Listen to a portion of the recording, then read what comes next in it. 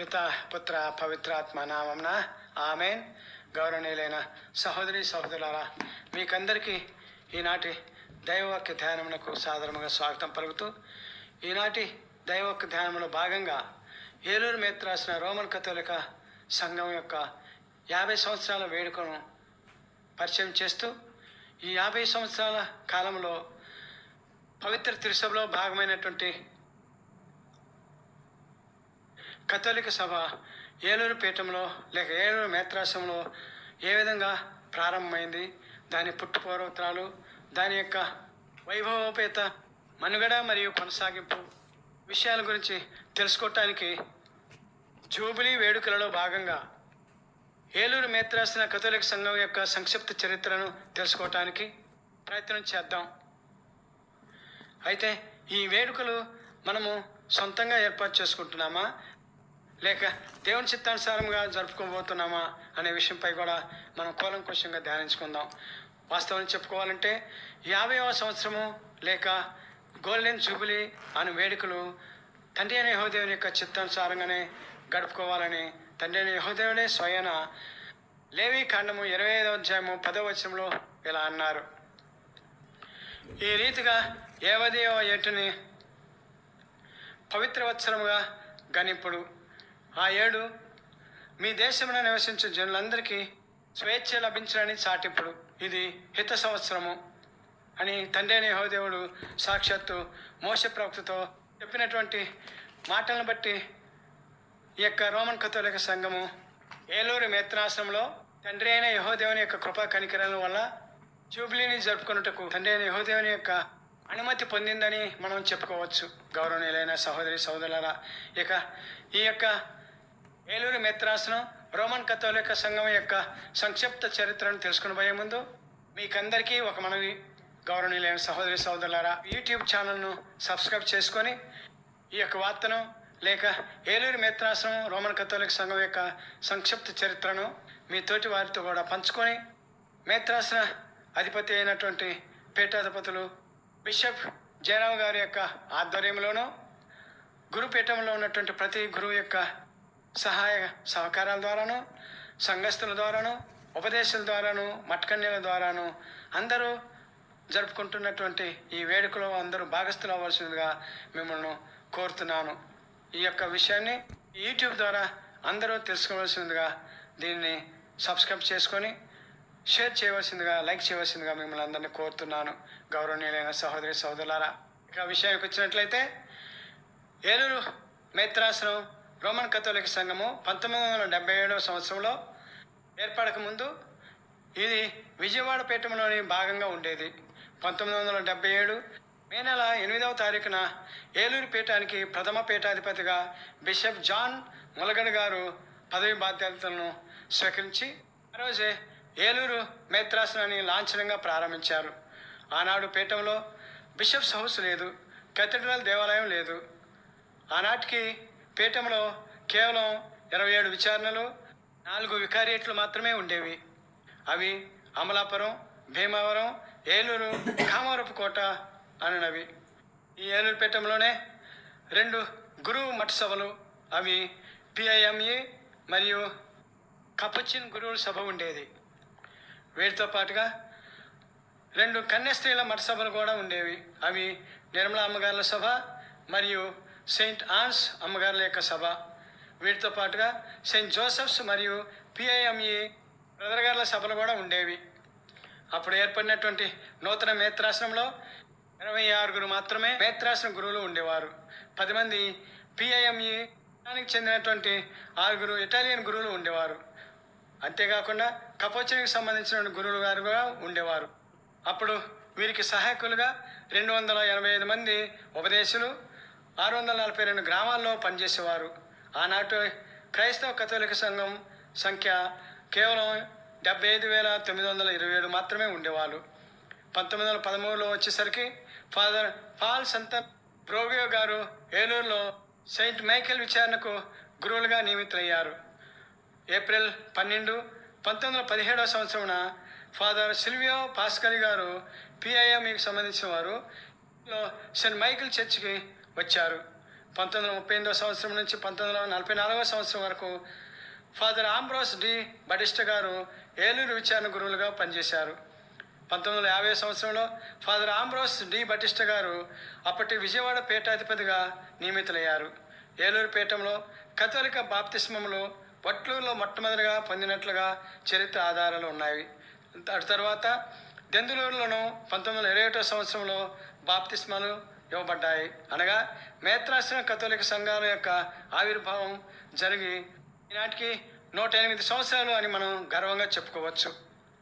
అలా అతి తక్కువ రోమన్ కథోలిక క్రైస్తవ విశ్వాసులతో ప్రారంభమైనటువంటి ఏలూరు మేత్రాసనం ఈనాటికి బిషప్ గారులు మరియు మత గురువులు మరియు ఉపదేశులు మరియు మఠకన్యలు మత సంస్థల గురువుల యొక్క అవిరళ కృషి వలన, పవిత్రాత్మ సర్వేశ్వరుని యొక్క శక్తి వలన, యేసుక్రీస్తు ప్రభు యొక్క రక్షణ సువార్త విరివిగా ప్రకటించబడటం వలన, యెహోవాదేవుని యొక్క కృప ప్రేమ ఈ యొక్క మేత్రాసనంపై విరివిగా ఉండటం వలన ఈ సంవత్సరానికి చూసుకున్నట్లయితే మేత్రాసనంలో 3 లక్షల మంది కన్నా పైగానే 135 విచారణలోను 171 మంది మేత్రాసన గురువుల యొక్క అకుంఠిత దీక్ష ప్రార్థనాపరమైనటువంటి జీవితం వల్ల మేత్రాసనం రోమన్ కథోలిక విశ్వాసుల చేత దినదిన అభివృద్ధి చెందుతుందని మనం గర్వంగా చెప్పుకోవచ్చు. విచారణ గురువులతో పాటుగా 150 మంది మఠవాసులు, 600 మంది మఠకన్యలు మరియు 600 మంది ఉపదేశులు ఉన్నారు. ఇందులో భాగంగా 33 గురువు సభలు మరియు అమ్మగారుల సభలు 48 మరియు బ్రదర్ గారి సభలు 3 ఉన్నాయి. వారు కూడా త్యాగపూరితమైనటువంటి సేవలు ఏలూరు పీఠానికి అందిస్తున్నారు. ఇది దేవుని కృప, ఎందరో త్యాగదనుల కృషి. వారి యొక్క పరిచర్య ఫలితం వలన ఈ యొక్క ఏలూరు మేత్రాసనం 50 సంవత్సరముల గోల్డెన్ జూబిలీ వేడుకలు జరుపుకోవటానికి తండ్రి యెహోవాదేవుడు అవకాశం కల్పిస్తున్నారు. అందుకు మనం ఎప్పుడూ తండ్రి యెహోవాదేవునికి కృతజ్ఞతలు కలిగి ఉండాలి. అసలు వాస్తవానికి చెప్పుకోవాలంటే ఏలూరు మేత్రాసనం కేవలం 1977 సంవత్సరంలోనే మనం ఆధారపూర్వకంగా ప్రారంభమైందని చెప్పుకున్నప్పటికీ కూడా ఇంతకు ముందుగానే ఈ రోమన్ కథోలిక సంఘము ఏలూరు మేత్రాసనంలో బీజాలు పడ్డాయని చెప్పుకోవటానికి చారిత్రక ఆధారాలు ఉన్నాయి. అవి ఎప్పటి నుంచి అంటే 1630 సంవత్సరం నుంచే పడ్డాయి.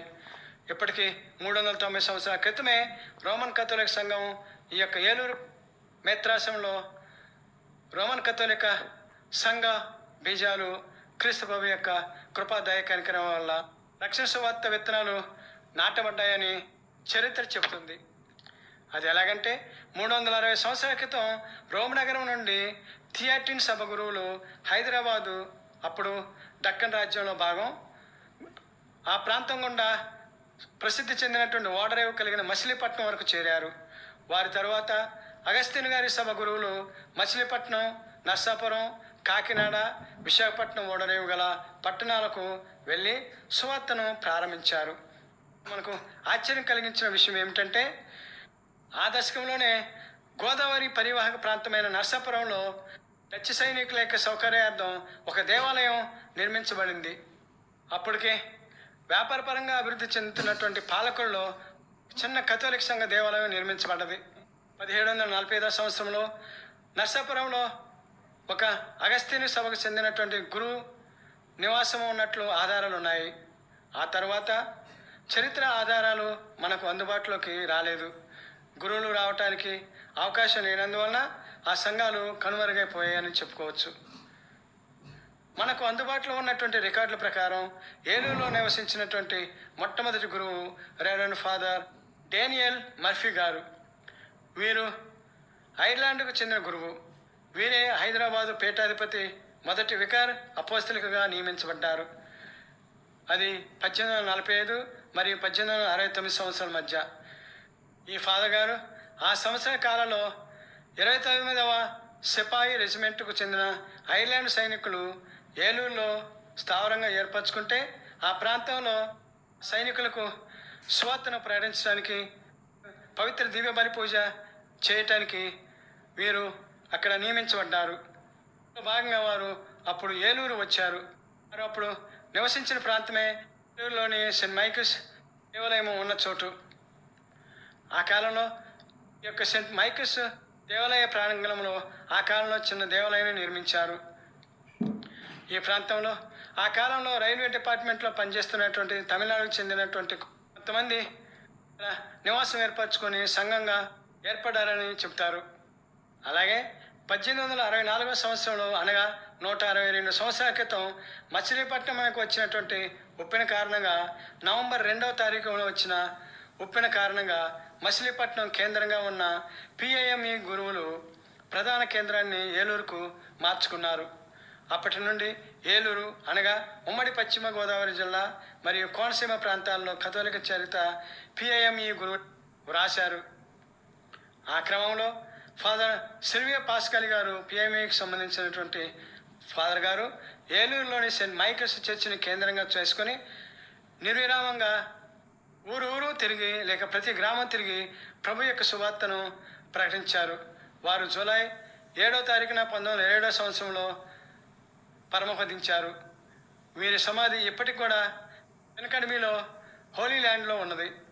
వీరు ఒక గొప్ప దైవ సేవకుడుగా వాటికంచే గుర్తించబడి ప్రకటించబడ్డారు. అంత గొప్ప సేవ తత్పరత కలిగినటువంటి గురువు మన మేత్రాశ్రమంలో ఉండటం మన మేత్రాశ్రమ కథోలిక సంఘం యొక్క భాగ్యంగా మనం భావించాలి. ఇది గౌరవనీయులైన సహోదరి సహోదరులారా, ఏలూరు మేత్రాశ్రమ రోమన్ కథోలిక పురాతన చరిత్ర, మేత్రాశ్రమం ఏర్పడక ముందు జరిగినటువంటి చరిత్ర. ఇక మరలా మన మేత్రాశ్రమం ఏర్పడినప్పటి నుంచి జరిగినటువంటి చరిత్ర మనం చూసుకున్నట్లయితే 1977 నుండి ఏలూరు మేత్రాశ్రమ తొలి పీఠాధిపతిగా కీర్తిశేషులు మోస్ట్ రెవరెండ్ జాన్ ములగాడు గారి యొక్క ఆధ్వర్యంలో గురువులు, ఉపదేశకులు, కన్యస్త్రీలు అకుంఠిత శ్రమ, అకుంఠిత దీక్ష, ప్రార్థన తత్వం మరియు త్యాగపూరితమైనటువంటి జీవితాల వలన వారి యొక్క సువార్త సుగంధాలు ఈ 2 జిల్లాల్లో అనగా ఏలూరు మరియు పశ్చిమ గోదావరి జిల్లాలో విరివిగా వ్యాప్తి చెందాయి. 2009లో జాన్ ములగాడు గారు పరమపదించేంత వరకు మేత్రాసనాన్ని మత, సాంఘిక, వైద్య, విద్యారంగాల్లో కొత్త పుంతలు తొక్కించారు అని చెప్పడంలో అతిశయోక్తి లేదు. ఒక బిషప్స్ హౌస్, కథీడ్రల్ దేవాలయం, ఒక మైనర్ సెమినరీ మరియు ఒక మేజర్ సెమినరీ, దంత వైద్య కళాశాల, నర్సింగ్ కళాశాల, బీఈడి కళాశాల మొదలగు అనేక విద్యా వైద్య సంస్థలను స్థాపించారు.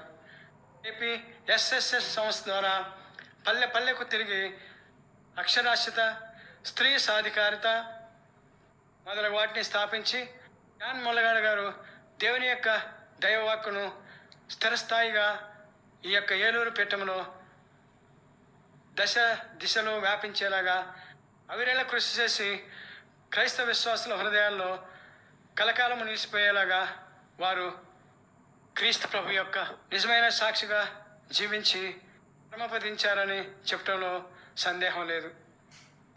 గౌరవనీయులైన సహోదరి సహోదరులారా, అటు తర్వాత 2009 నుంచి 2013 వరకు మహాగణితం వహించినటువంటి మోస్ట్ రెవరెండ్ మల్లవరపు ప్రకాష్ గారి చేత దేవుని యొక్క కృపలో ఆత్మ సర్వేశ్వరుని యొక్క కాపుదల్లో సక్రమంగానే నడపబడింది అని మనం చెప్పుకోవచ్చు.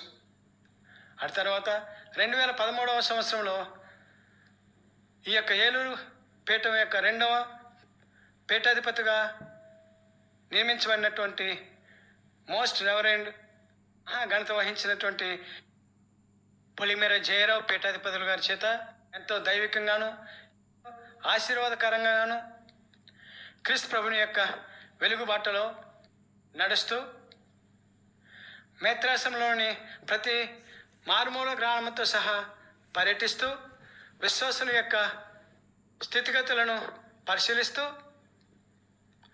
ఔత్సాహితులైనటువంటి యువతీ యువకులను దైవ సేవ వైపు నడిపిస్తూ గురువులకు, కన్యస్త్రీలకు, ఉపదేశులకు మరియు సంఘస్థులకు ఆదర్శప్రాయంగా ప్రార్థనా జీవితం జీవిస్తూ క్రీస్తు ప్రభువు తనకు అప్పచెప్పినటువంటి ఈ యొక్క ఏలూరు మేత్రాసన క్రైస్తవ కథోలిక సంఘ విశ్వాసపు గొర్రెల మందను సక్రమైన మార్గంలో నడిపిస్తూ ఈ 50 సంవత్సరాల జూబిలీ వేడుకలు కొనియాడుటకు అందరినీ ప్రోత్సహిస్తున్నటువంటి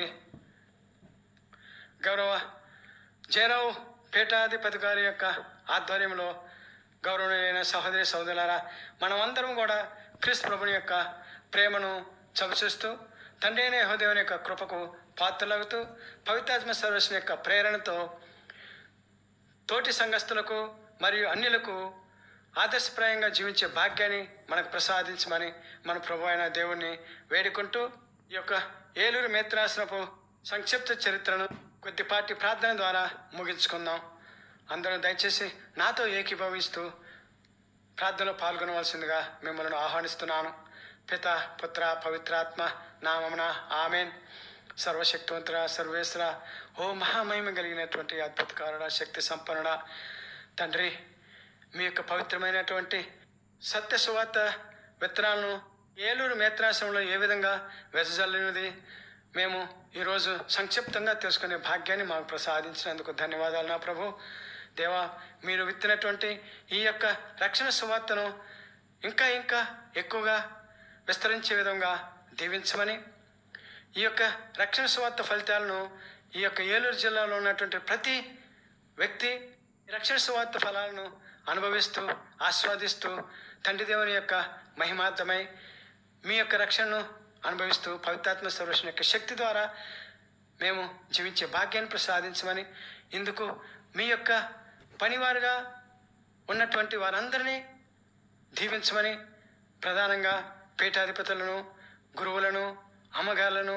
ఉపదేశులను మరియు వారికి సహకరిస్తున్నటువంటి ప్రతి వ్యక్తిని, ప్రతి కుటుంబాన్ని దీవించమని, ఈ యొక్క మేత్రాసనంలో ఉన్నటువంటి ప్రతి కథోలిక సంఘ సభ్యులను ఆస్వాదిస్తూ మీ ప్రేమకు, మీ దయకు, అనురాగానికి పాత్రలు చేయమని, ఈ యొక్క 50 సంవత్సరాల జూబిలీ వేడుకల్లో ప్రభువా అందరూ భాగస్థులయ్యేటట్లుగా ఆస్వాదించమని అనాథుని మీ కుమారుడైన యేసయ్య ద్వారా మేము ప్రతిమాలి ప్రార్థిస్తున్నాం తండ్రి. ఆమెన్. పిత పుత్ర పవిత్రాత్మ నామమున ఆమెన్. ఆ త్రియక దేవుడు ఏలూరు మేత్రాసనాన్ని దండిగా మెండుగా దీవించి కాచి కాపాడుదురుగాక. ఆమెన్.